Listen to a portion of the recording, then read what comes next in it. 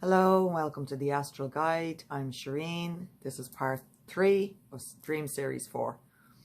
So this one I am going to talk about another dream which I had recently. It was last year. It was to do with a vampire, and I've seen plenty of those. I've seen plenty of all kinds of monsters or whatever types of figures. And this one was, it felt like kind of a milestone, to say the least. So the dream started off in a very, very old kind of castle. And this thing was beautiful. At the same time, it was broken down. Nobody had been there in thousands of years.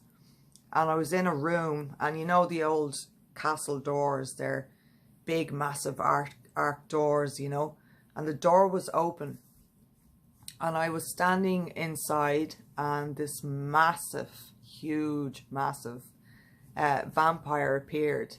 And he had the whole widow's peak, you know, the black long hair. He looked a bit like Antonio Banderas from the film Interview with the Vampire. I love that film. And he was standing there. I'd say he was about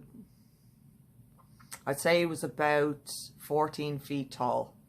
And he had all the garments on, and he had knives, very old-fashioned weaponry on his body. And all of the stuff was there to intimidate me in some way, shape or form. And there was just this gaze that I had, this locked gaze that I had into his eyes. And his eyes were empty. They were like, it's as if you could see 1,000 tombstones in his eyes. You know, there was nothing left.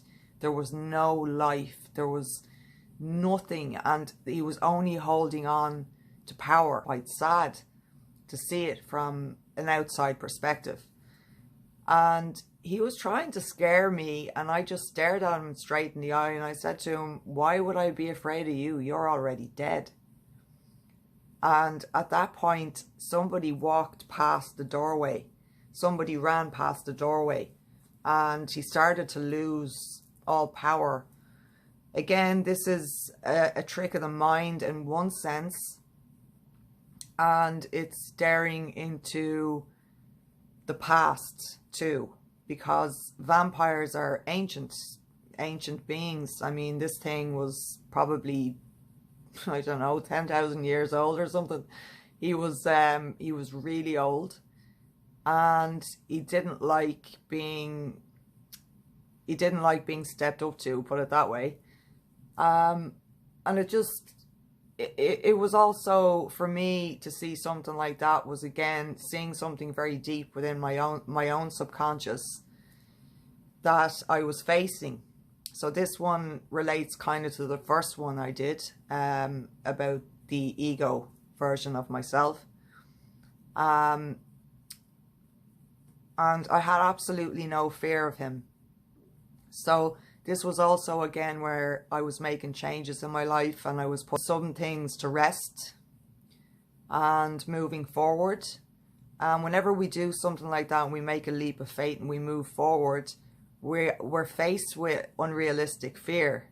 We're faced with the past projecting onto the present.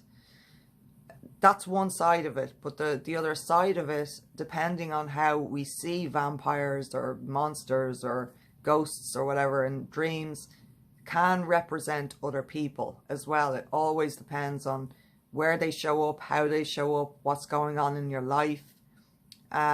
So in regards to what happened with me, it was much more personal, but there still was a shadow, per se, of some deceptive energy around me then and on its way. And again, that can be ancestral, because vampires are ancestors. They're old ancestral generational ties in a sense. So I had to cut that off, and that made a lot of sense to me in a family matter. I dreamt that. So that's a fascinating one, and I have many more to share with you. And if you want to share any in the comment section that you feel could help other people, or you just want to share them, please feel free, use the comment section. And if you like this video, please hit the like and subscribe. And if you're looking for a personal reading, all the ways to contact me are in the description box below. And I will see you soon with more dreams and interpretations. Thank you very much for your support. Everybody who's reached out to me personally, thank you. I very much appreciate it, very much. And I will see you soon. Thank you. Bye.